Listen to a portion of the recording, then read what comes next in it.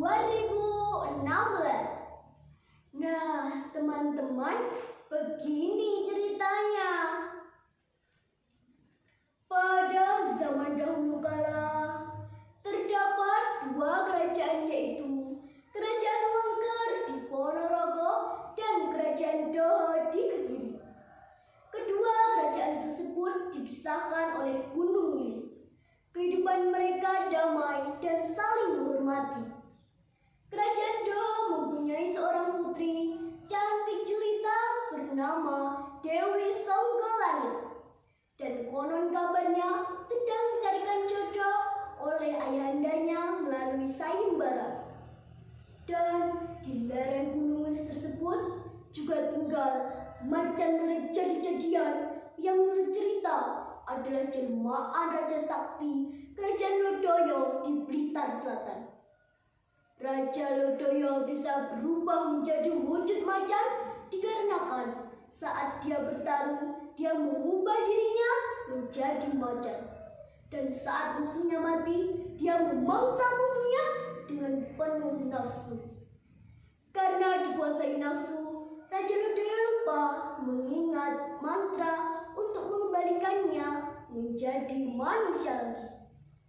Dia akan berubah menjadi manusia lagi jika ada yang mampu mengalahkannya. Sementara itu, Kerajaan Wengker diserang Kerajaan Kahuriban yang dipimpin oleh Raja Brawijaya. Kerajaan Wengker hancur dan turun raja yang berhasil lolos. Salah satunya adalah Raden Panji dan adiknya Bujangga Anom. Mereka berkelana dan bertemu dengan Kanjeng Sunan Lawu, kemudian diangkat menjadi murid. Setelah Raden Panji mendapatkan ilmu dan pusaka sakti berupa pedang dan topeng, mereka kembali ke Ponorogo.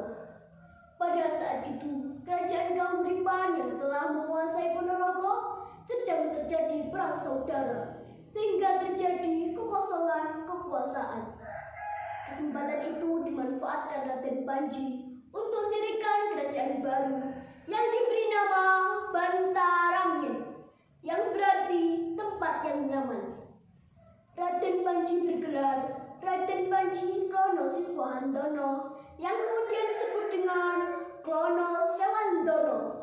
Sedangkan adiknya Bujangga Anom dikenal dengan Bujanggano.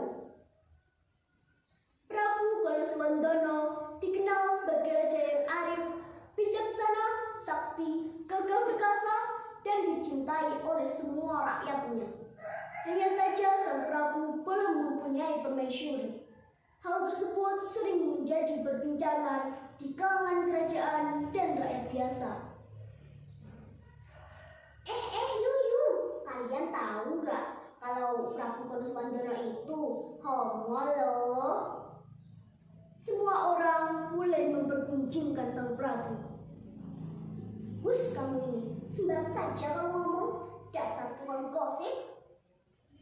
Celeduk rakyat lainnya. Loh, ini tuh bukan gosip, tapi fakta. Coba deh kalian pikir.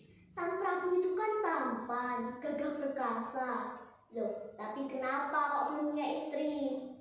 Malah sering bisa laki-laki tampan di keratonnya. Itu namanya apa kalau tidak homo? Mikir. Pergunjingan tersebut sampai ke telinga Patih Bujanggano.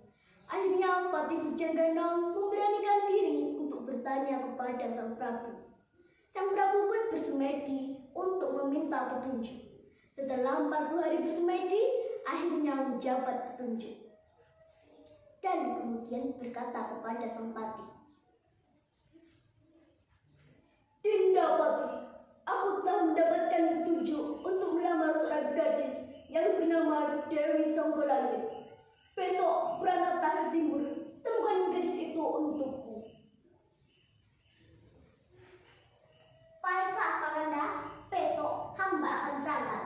Mohon doa restunya," kata Patih Bujanggano sambil memberikan hormat. Keesokan harinya, rombongan Patih Bujanggano berangkat ke Kediri. Karena sebelumnya telah mendapat kabar bahwa yang dicari adalah Putri Raja Doho Kediri.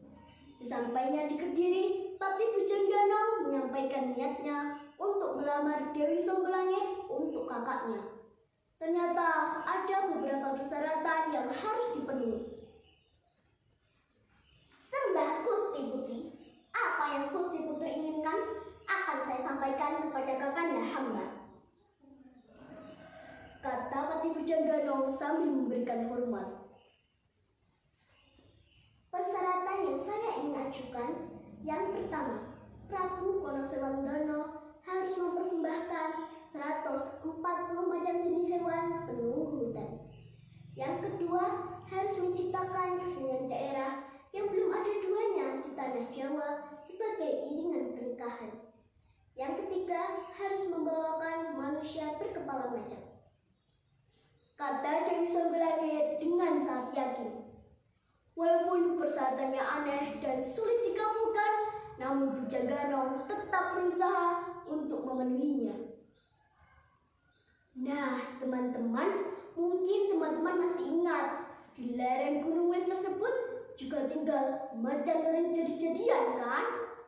Nah, saat perjalanan pulang, rombongan Patih Pujanggana bertemu dengan macan tersebut. Macan tersebut sengaja memancing kemarahan Pujanggana. Akhirnya terjadilah perkelahian hebat. Dan dengan kesaktian yang memiliki Patih Pujanggana, macan tersebut kalah tersungkur. Ampun, ampun, saya mengakui kalah. Aduh, teriak macan tersebut. Setelah macan itu dilepaskan, dia menerkam lagi. Dan itu membuat Patih Pujanggana sangat marah. Kemudian Patih Pujanggana mengeluarkan pecut saktinya. Rasakan ini, jedar! Pecut tersebut mengenai perut macan. Dan tiba-tiba perut macan tersebut berubah menjadi manusia. Namun kepalanya masih macan. Melihat itu, kemarahan Patih Pujanggana pun menurun. Namun tiba-tiba macan tersebut meludahi Patih Pujanggana dan membuat Patih Pujanggana sangat marah. Kemudian Patih Pujanggana mengayunkan pecutnya lagi. Rasakan ini! Namun dihalang oleh Ki Ageng Purugowo. Hentikan Patih! Jangan gerakkan lagi pecut itu. Lihat di depanmu terdapat manusia berkepala macan. Bukankah itu seperti yang dikehendaki Dewi Songgolangit? Patih Pujanggana pun baru menyadarinya. Lalu manusia berkepala macan tersebut ikut dibawa pulang. Nah, selama perjalanan, burung merak yang biasa bertengger di kepala macan tersebut ikut terbawa. Akhirnya Prabu Konosewandono dapat memenuhi persyaratan yang diminta Dewi Songgolangit. Namun masih ada halangan. Ada satu pelamar yang tidak terima. Dia adalah Prabu Giriwanji, raja palsu jelmaan Patih Singolatro, kerajaan Domo. Tidak bisa. Jika kau lebih unggul daripada aku, coba tunjukkan kesaktianmu, tantang Prabu Giriwanji. Maaf Mas, saya tidak bermaksud untuk adu kesaktian.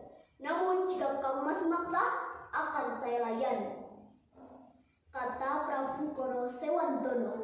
Pertarungan pun terjadi.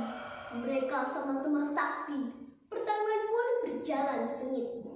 Di akhir pertarungan, Prabu Konosewandono mengeluarkan pecut saktinya. Pecut Samandiman. Dengan sedikit jurus andalan, Prabu Konosewandono mengajunkan pecutnya.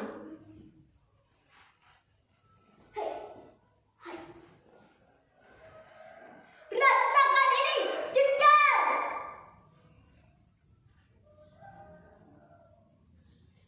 Terdengar suara gelegar dan terkaparlah Prabu Giriwanji.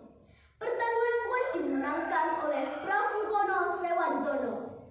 Acara pernikahan pun dirayakan secara meriah, diramaikan oleh kesenian yang terdiri dari manusia berkepala macan yang di atas kepalanya terdapat burung merak.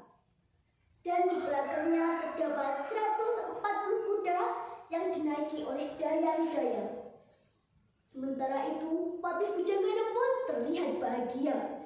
Dia menari-nari sambil berjungkir balik. Sementara itu, Dewi Songgolangit ditadu, dan di sampingnya berjalan kaki Prabu Dono Sewandono.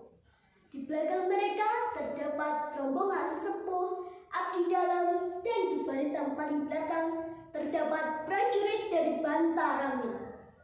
Barisan iring-iringan tersebut yang kemudian disebut Reok Ponorogo. Ngabdi nusa bangsa, ngemati budaya. Iki dadi ciri bangsa seni Reok Ponorogo, Reok Ponorogo. Nah, teman-teman, sekian cerita dari saya. Ada kurang lebihnya mohon dimaafkan. Dari cerita ini kita dapat ambil hikmahnya bahwa kebenaran dan kesabaran pasti akan menang. Cukup sekian cerita dari saya. Ada kurang lebihnya mohon dimaafkan. Wassalamualaikum.